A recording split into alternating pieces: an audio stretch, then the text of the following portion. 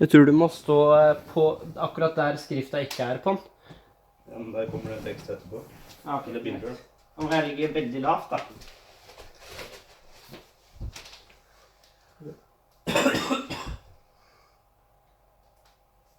Klart? Ja. Tramp litt i bakken hvis jeg skal rulle lenger nedover enn det jeg har gjort. Yep.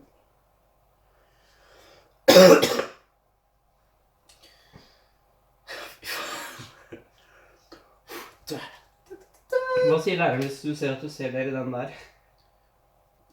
Hun er ikke.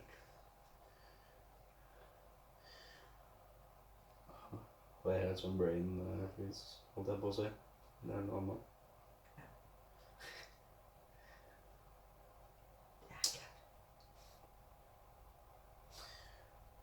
Hi.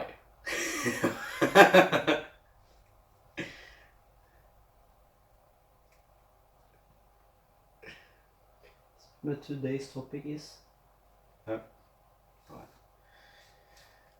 Hi. Jeg ler ikke engang. Hi. Today I'll be talking about conflicts in the Middle East. The Middle East is a region of great importance, historically, economically, and when it comes to religion. Therefore, analyzing why the Middle East has suffered so many conflicts as it has in the recent years is both important and interesting. In this project, I have taken a deeper look at how the Cold War has influenced Afghanistan in particular, as it is the longest armed conflict in the US's history, and it is also a good example of how the Cold War still affects the world today. And my thesis statement is, what are some reasons for the conflicts in the Middle East? The Middle East is located to the south of the Caucasus. In the west is Turkey, and it also includes the northernmost parts of Africa. And depending on the definitions, it stretches to Pakistan and Afghanistan to the east. As I said earlier, it is important for religion. It's the center for the three major monotheistic religions in the world today: Christianity, Islam, and Judaism, and it is still an important part of these religions. It has also been important historically, and it is still quite important, and also economically, as a third of the produced petrol today comes from the Middle East, and 2/3 of the oil reserves in the world today are from the Middle East. And now we'll take a look at some of the reasons for the conflicts in this region, and we'll start with religion. Many of the conflicts in the Middle East stem from the fusion of religion and politics, as some countries are more fundamentalistic than others, and this causes some conflicts between the different states. An example of this is the war between Iran and Iraq that lasted between 1980 and 1988. Revolutionaries from the Shiite part of Islam, as represented by Ayatollah Khomeini to your left, revolutionized Iran, and many Shiites wanted to revolutionize Iraq as well. And this threatened the position of Saddam Hussein to your right, who was the dictator of Iraq at the time. An example of how nationalism can cause conflicts in the Middle East is the conflict between Israel and the surrounding Arabic countries.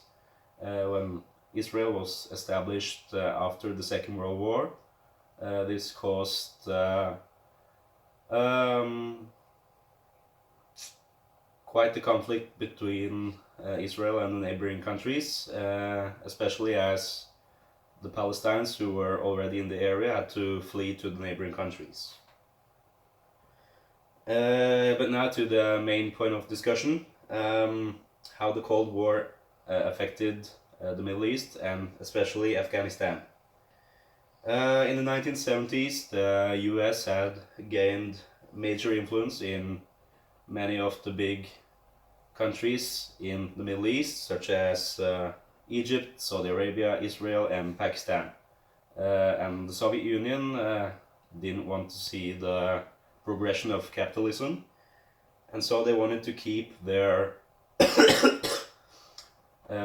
socialist companion country in Afghanistan. However, the socialist government at the time was weak, and so the Soviets invaded Afghanistan and inserted their own strong socialist government. This wasn't popular with everyone, of course. The US didn't want to see communism progress, as they needed more countries to trade with and to expand their free market.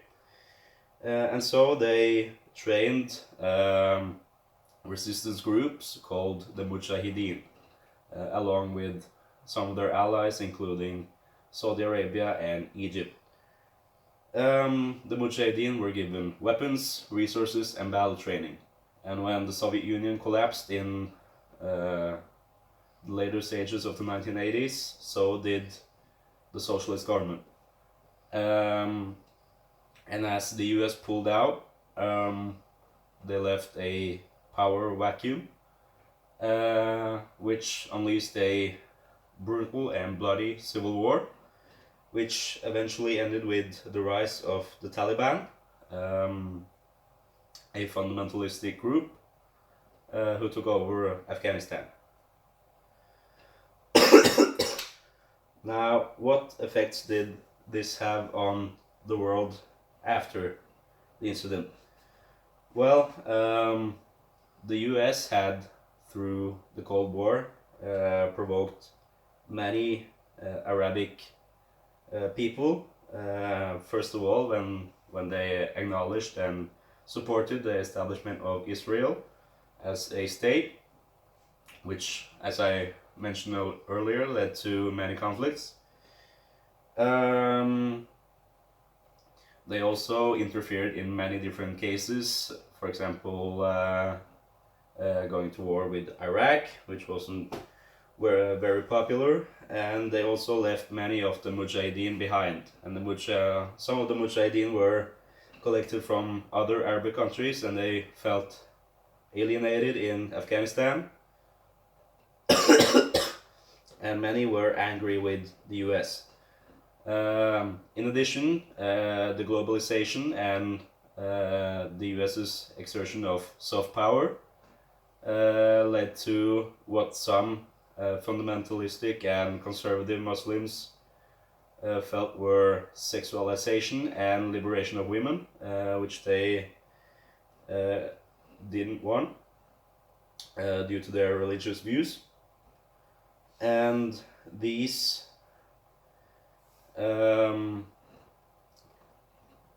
made for an anger towards the West and especially the US, which led to eventually, amongst other things, the attacks on the World Trade Center on the 11th of September in 2001, which again prompted the War on Terror. And President Bush decided to invade Afghanistan, as they decided to not extradite Osama bin Laden, who was responsible for the attacks. The war is still ongoing. Thousands of casualties have been suffered.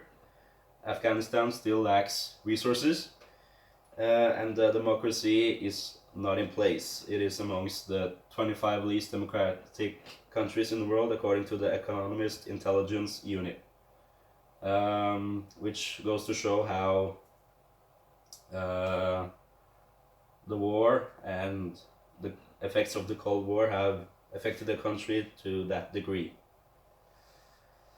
And finally, the conclusion is that there are many reasons for the conflicts in the Middle East. However, in the case of Afghanistan, the Cold War led to a difficult situation, led to poverty and more conflicts, and has in turn led to even more historical events, such as the 9/11 attacks.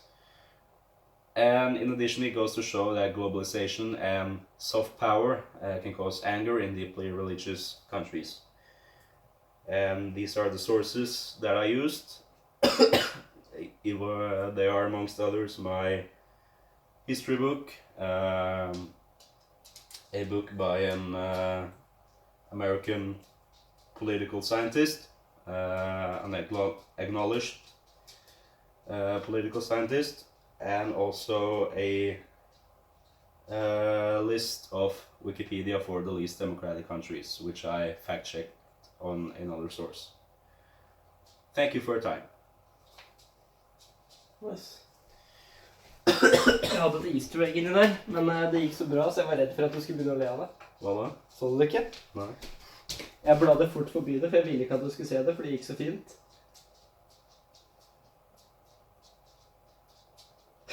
Okay.